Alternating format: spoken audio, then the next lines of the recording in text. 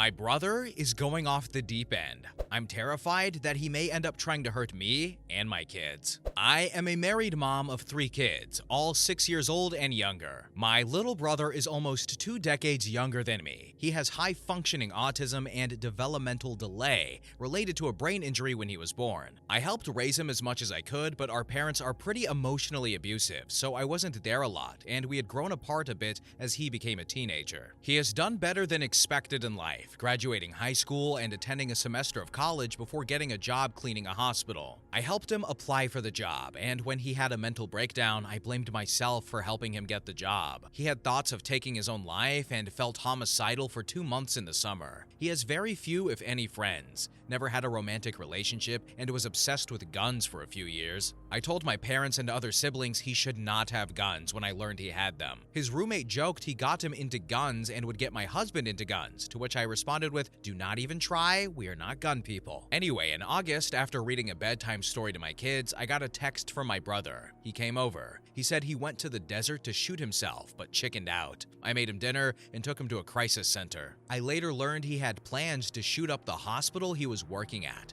specifically the children's unit. He planned to take hostages. He had planned to die when police would get there. He purchased several guns and tactical gear, including an AR weapon and a milk crate full of bullets. As well, he SA'd a family dog. He had planned to stab my parents and sisters. The police and FBI were involved. He spent 2 months in a mental health hospital. I spoke with him by phone every few days. I believed he could get better with the meds and therapy. He was released 2 weeks ago and said he felt better than ever and did not have any intrusive thoughts anymore. He got on a dating app and was applying for jobs. He moved back in with our parents and was spending quality time with them. On Halloween, my dad called me and said my brother is back in the mental hospital. Apparently, 2 weeks ago, he lied to the hospital to get discharged. He had active plans of ending my parents' lives. He bought a huge axe, a Halloween mask, and gloves. He covered the axe handle with tape. My parents found this in the car trunk, the car he gave them a ride in. My brother admitted that he planned to end their lives when they were sleeping on Halloween night. He planned to take out my dad first, then my mom. Then he planned to wear the gloves to stay warm in the forest so he could hide. My dad called the FBI agent to come get all the stuff they found in the trunk. They think the tape on the axe handle is to prevent slipping with blood. I am horrified. My brother called a couple of times from the hospital. He says he's ashamed. He admits to all of it. He says that they will likely keep him for a bit, but he's already trying to figure out college and work, a living situation after release. I am not a gun person, but should I get a gun and a gun safe? Should we get home security? I feel like my brother will try to hurt us as well, and I want to do my best to protect ourselves. Any advice is appreciated. Then in the comment section, OP speaks on the police involvement and said,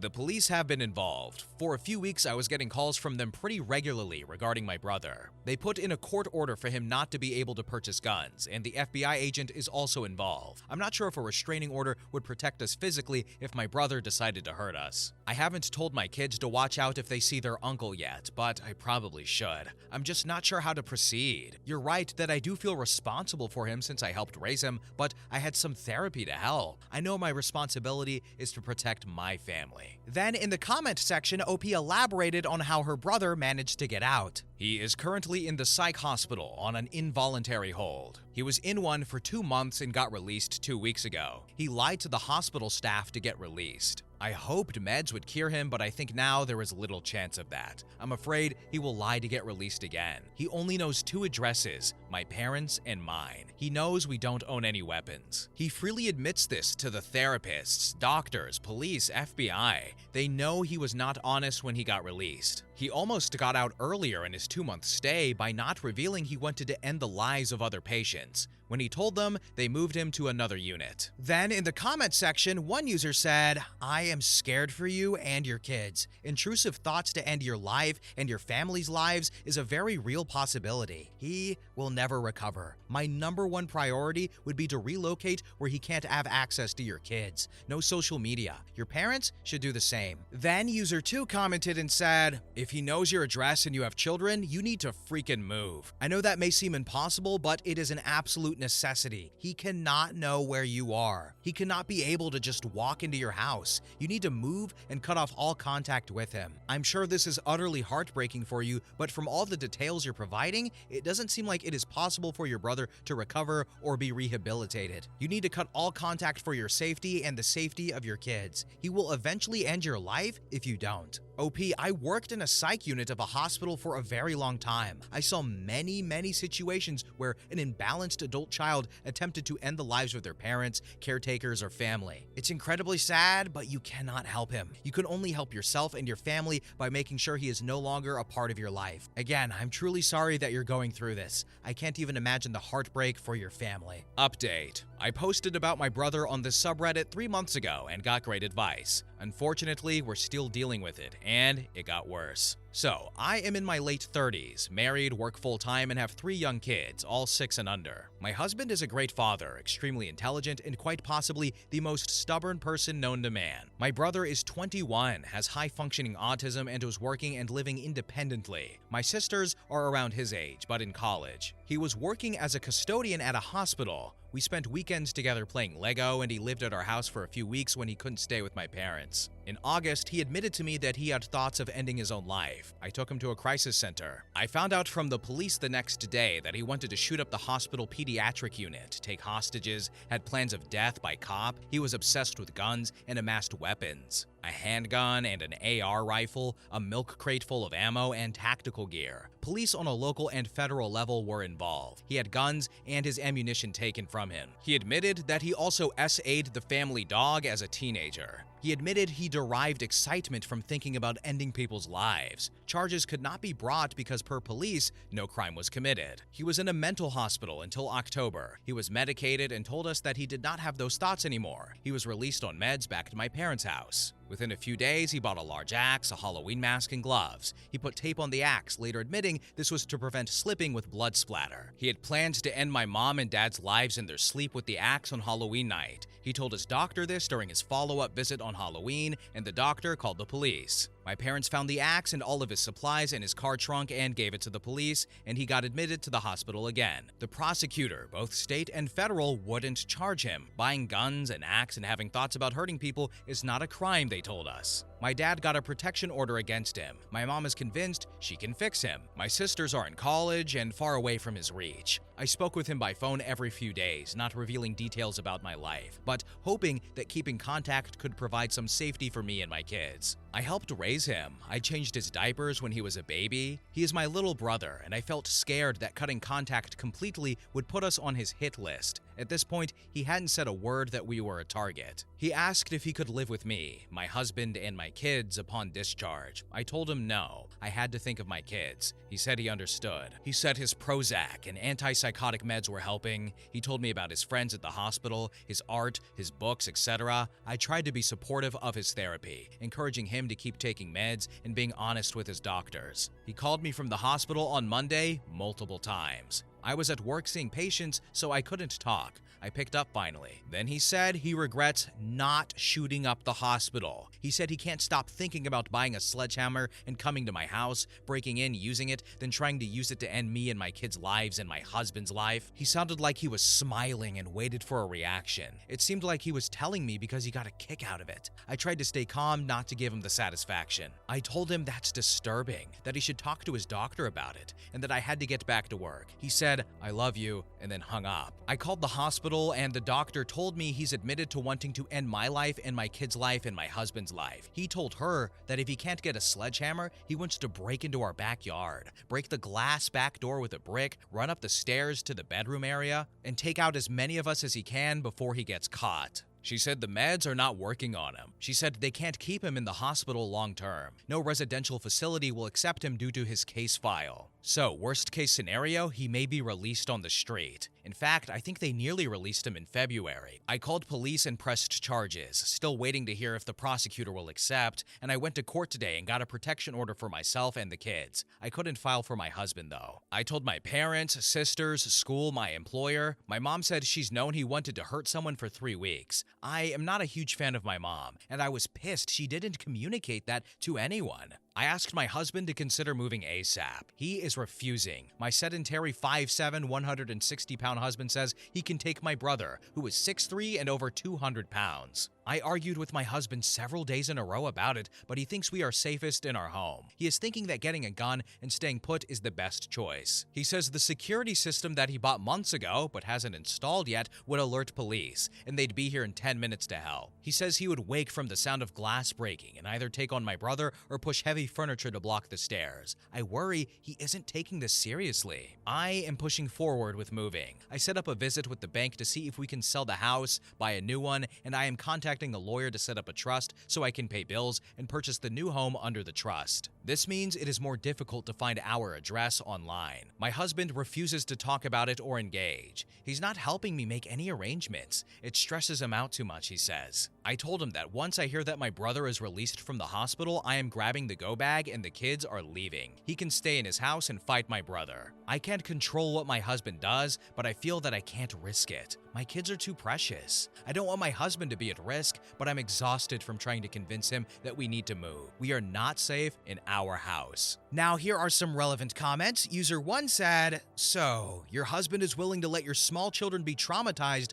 by watching their uncle trying to take out their father and trying to take out them because your husband thinks he is capable of stopping him? What does he think is the outcome here?" Then, user 2 commented and said, "I would legitimately leave my husband if he was dumb enough to prioritize his own ego over his family's safety. Your husband thinks he can take your brother and thus is too lazy to bother with a move, which is admittedly a lot of work, but you have a very valid reason for doing it. My husband would move in an instant if there was a realistic death threat, not only to me, but to his own child. There is nothing more important to him than our safety, and he would take charge of every bit of the move." Men can sometimes get stuck in this idea of manliness, being "I'm strongest," but true manliness is being able to realize when you don't need to one-up someone and you can solve issues in another way. And I would cut contact with anyone who enables him, like your mother still thinking she can fix him. Contact with her risks revealing vital information about your lives that could risk your safety. Then user 3 commented and said, "I'm sorry, but no one can fight a mentally ill person during an episode. They have superhuman strength. Your husband would not stand a chance against him. You need to leave. You need to protect your kids and yourself. If your brother gets inside,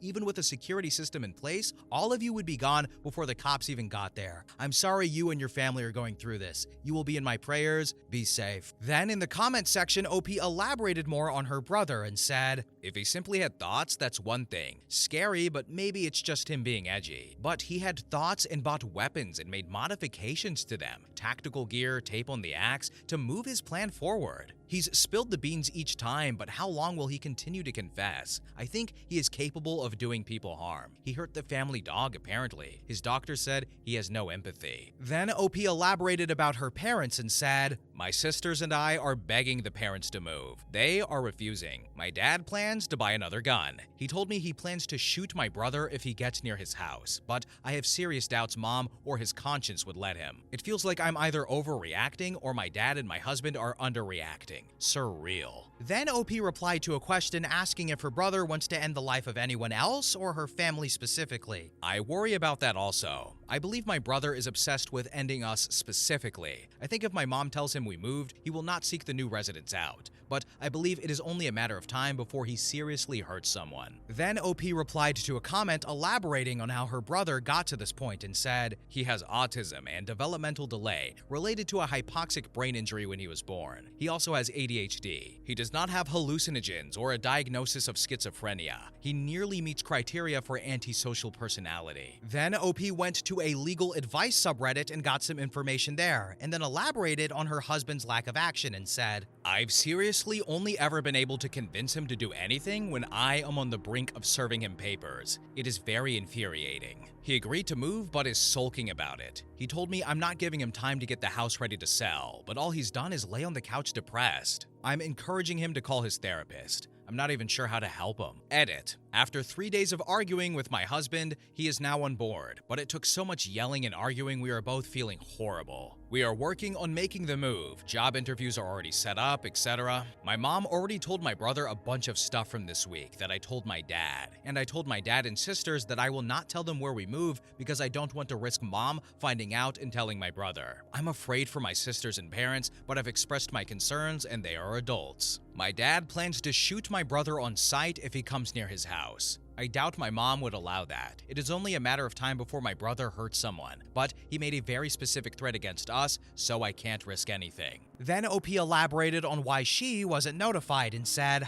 I am a medical provider myself, so I was a bit shocked to hear his doctor didn't let me know. We are working with the state and federal law enforcement and with the hospital, and they keep saying thinking this stuff and buying weapons is not a crime. I can't rely on a notification system. Then OP replied to a comment about the status of her brother's mental health and said, unfortunately, my brother does not have psychosis or schizophrenia. He nearly meets criteria for antisocial personality disorder per his doctor. She says the meds are just not working on him. He wants to end someone's life. Then OP provided more relevant information in the comment section and said, he has been inpatient in the psych hospital August through October and then again October through now. They can't keep him long term. The prosecutor won't take the case because buying weapons and having thoughts about ending people's lives isn't illegal. His doctor, with my brother's permission, was able to share info with me. She said he may be released to a non-secure care facility in a couple weeks. He could walk out of there and the nurses would call the police, but this is in another city. Even here in town, my parents and I don't live too far from each other, but technically different police jurisdictions, so when I called to report his recent threat, they had no idea about all the previous threats. The system is not connected, so I can't rely on the police in that city to let me know if he leaves the non-secure facility. It just isn't a risk I'm willing to take with my kids. He will hurt someone. He made it clear he has specific plans to end our lives. He knows my house very well since childhood. I'm not gambling that he can be jailed or put on probation for a few months. There's no guarantee we would be notified. And then finally, OP elaborated on what the police are doing and said, the police and federal law enforcement are taking it seriously, but there isn't much that can be done. Buying weapons and thinking about ending other people's lives isn't a crime the prosecutor would take, but I know my children are not safe, and my husband has come around to the idea that we have to get the hell out of Dodge. New update.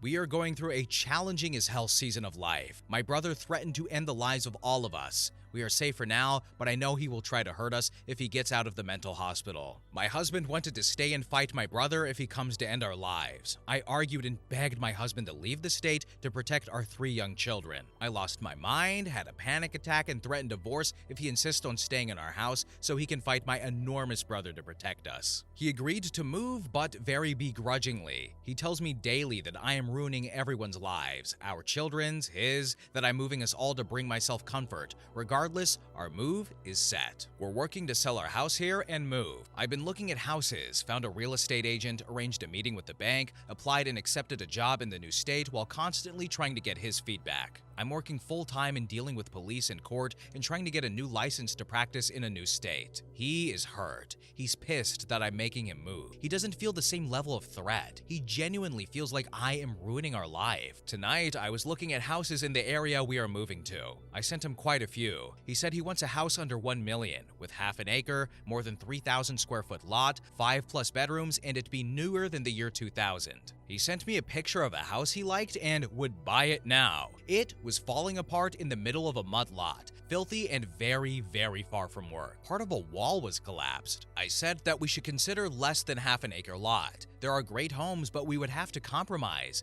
There are homes that fit his dream, but they're more expensive houses than our budget. Then he asked, "You do know how mortgages work, right?" in a condescending tone. I said no, because I've never bought a house before. Then he said, "You did your research, right? You always tell me to read parenting books." I do ask him to read parenting books. I send him articles. Since he's an engineer, he often needs me to show him studies and articles to support my points, and then he will pick the articles apart. He argues most requests and disagrees in most cases. I often feel stupid with him. But at work, I'm often told I'm quite smart, knowledgeable, and I feel validated. I am a medical provider, and coworkers and patients have made me feel like I am considerate and caring. I feel like asking him to just agree or be kinder and softer isn't messed up. I think moving has to to happen, and I wouldn't push for it unless I thought my brother's threats were real. I think reading up about parenting when you have to parent every day is smart, especially since he gets very irritated by the chaos kids brings and says he's effing tired or in a nightmare all the time. I tried to read up about mortgages, but I am honestly having a tough time. It isn't my strong suit. I said we should rent for a while and save. Then he said, "Well, you don't have a choice," in a snarky tone. I wish he would have said something simple like, "Yeah, I agree," or "Yeah, I think so." Just be kind. I started crying and left. We've been together for 12 years, and I love our kids, and I love him, but this has been constant for our whole relationship, and my brother threatening our lives just effed up our already strained relationship. I feel defeated. Now here are some relevant comments. User 1 commented and said, "Judging by this and your earlier posts, he is highly contemptuous towards you. This is what Gottman calls one of the 4 horsemen, which predicts the failure of a relationship. It also sounds like he's very critical. Horseman number 2. OP, I want you to read this article, tell him to F off, and stop telling you that you're ruining everyone's lives, because his delusions of fighting off your brother are just that,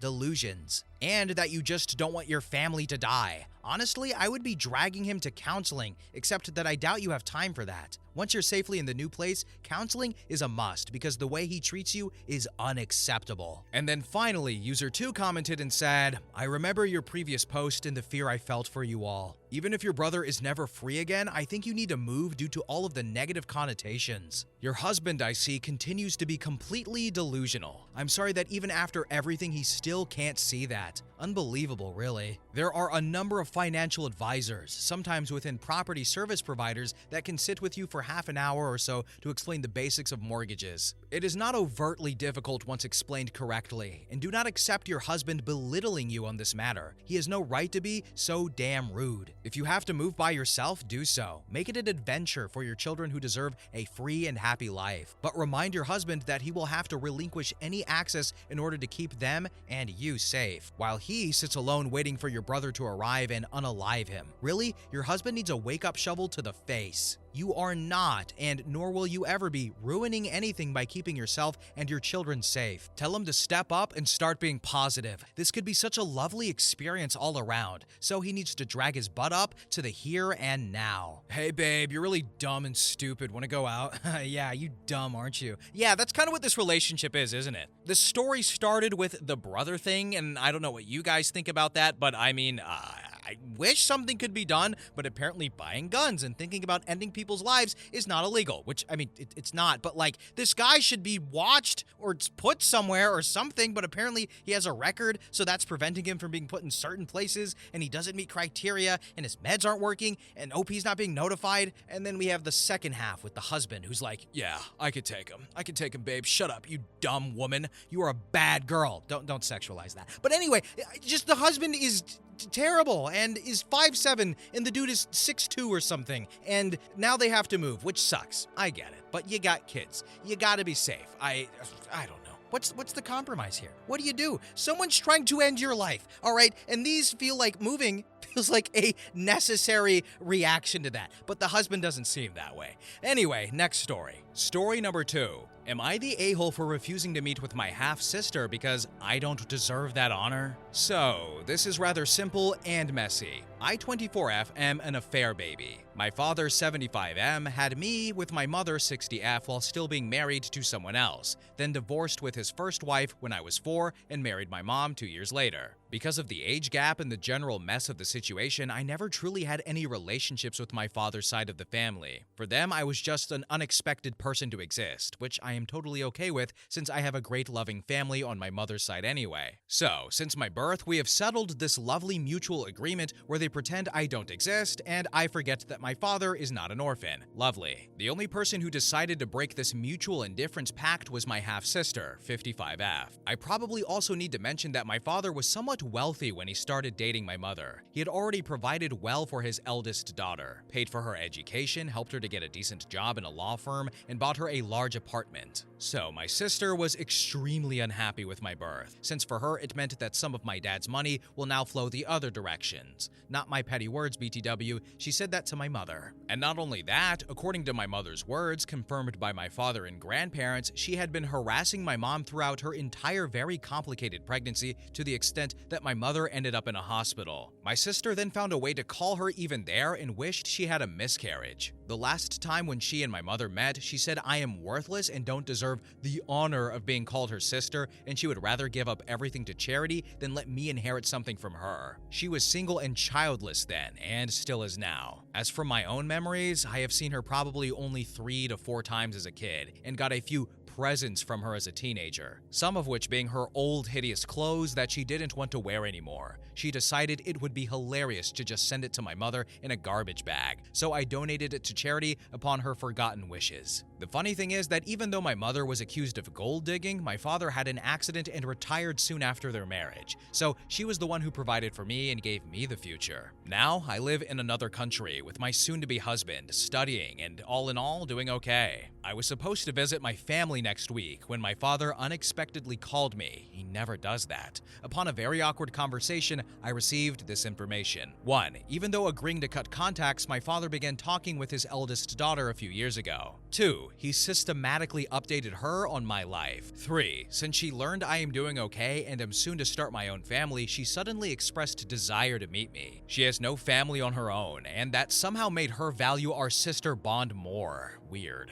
I kindly rejected that offer and said I would rather not. This followed with a 20-minute pointless conversation with such arguments as, I am becoming older and want my children to reconcile. She was young and stupid, now she regrets, etc., etc. When I reminded him that she basically harassed my mother and wished me dead, he called me out for being vengeful towards my sister and said he taught me better. I then said that I don't think I deserve the honor of meeting her and don't seek to earn that honor, and then he hung up on me. I know my father is an old man who doesn't want any drama. However, my mother is the sweetest person alive, and a mere thought that someone in a right mind could harass her to the point where she was at the hospital makes me sick. I don't have any interest in this sister bonding BS, and I don't care what she has to say. So, am I the a-hole for not giving her a chance to speak with me? Edit. You are more supportive than I expected, you guys, so thank you. Just wanted to quickly address the infidelity part before going to sleep. I live in Europe and it's past midnight. I noticed some people were concerned about my lack of judgment when it comes to my mom being a mistress and breaking up the family. I personally would rather not go into deep details about who, with whom, and why, since it is the info I am not comfortable sharing with at all on Reddit. However, I would say the thing that is relevant to my post is my sister. My mom is not an angel, but she is not a homewrecker either, because the home already didn't exist when she and my father met. He wasn't loyal before that. His family knew. I don't know their exact emotions on that, but he wasn't loyal for years before my mother, and he and his wife still lived together. Even when he met my mom, they knew about her and showed no animosity towards her, even the sister. They met a few times, and my sister was indifferent. My mother getting pregnant was the reason the train wreck started. That is the reason why, regardless of my mom's actions, I am so not okay with the harassing part for my sister. She wanted an abortion so dad would not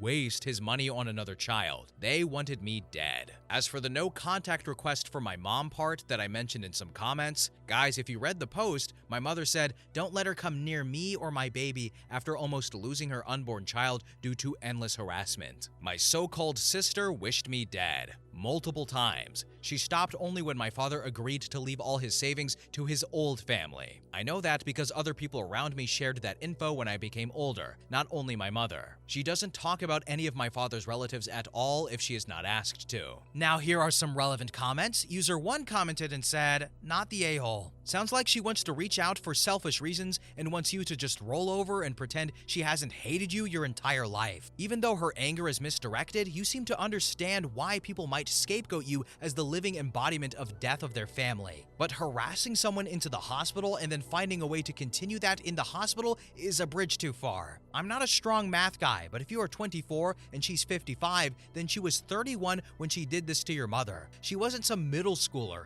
She was an adult over 30. Young and stupid indeed. Yeah, she is not much younger than my mother. They even share the same name, and I think it may be one of the many reasons why my mom decided to keep her surname. Then user 2 commented and said, not the a-hole. She gets to have feelings about her dad cheating on her mom. If it had been me, I would have raised all hell. But she crossed the line when she actively took it out on a pregnant woman and became vengeful towards you. Your dad was in the wrong for ever agreeing to cut himself off from his child for the sake of someone else. Let's be clear about that. You and your mom never ever needed to have contact with her, but he is still her parent. It was on him to create healthy boundaries for everyone in this situation, and he failed. To be honest, I wouldn't care if he talks with her or not if it wasn't for my mom. She insisted on cutting her off after my birth, or to be precise, make sure I never see her around me or my daughter because I will call the police. The boundaries is something my dad was never strong in. He tends to avoid conflicts at all costs. He is constantly trying to force people to be okay with each other and be forgiving. So if my mother wouldn't do this us or them fit, I am 100% sure he would constantly try to make my sister and mother reconcile, invite her to dinners in our home, etc. This inability to leave things as it is was the reason my mother was harassed in the first place.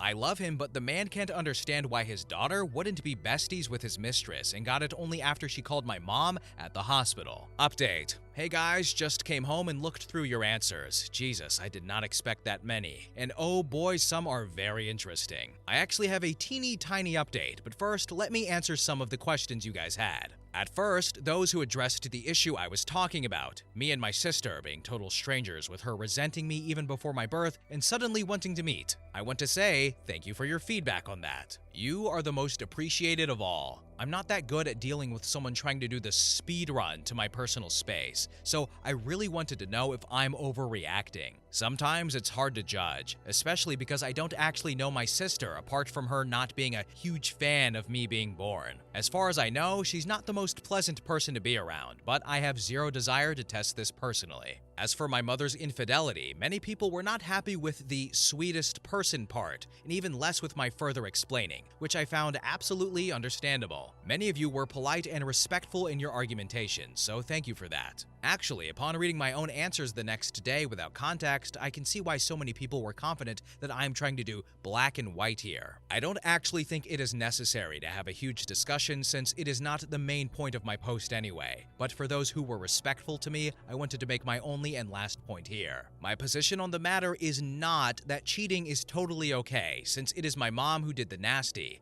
and or she wasn't the first mistress to my father. I can get a little defensive on that, I know. My position is that I've decided to refrain from judging my mother on that. In other words, I'm not approving going like, hey, my pops is a cheater anyway, so it is totally okay to sleep with him then. It is rather, I don't think it is my place to shame my mother. She made a decision and faced the consequences. I leave that to her, and I won't let this impact our relationship. That is it. You may not agree with my point of view, and it's fine. Everyone is entitled to their own opinion, and I am entitled to my own perspective also. And the perspective is, I saw only kindness and love from her. This is my way of showing love and kindness back. Please be respectful. As for those who actually insulted my mother or me by calling names and wishing me being cheated on to get the feeling, I hope people you love never make any mistakes. Oh boy, you would let them know they are not worthy of anything anymore. Now, onto the actual update. Actually, not that much to update about. My father had a brilliant idea of asking my mother to persuade me, and now it is a huge train wreck. My mother crying on Skype and asking me if meeting my sister is something I truly want, me explaining that I don't give a flying F about her, my father screaming on my mother that it is her upbringing fun.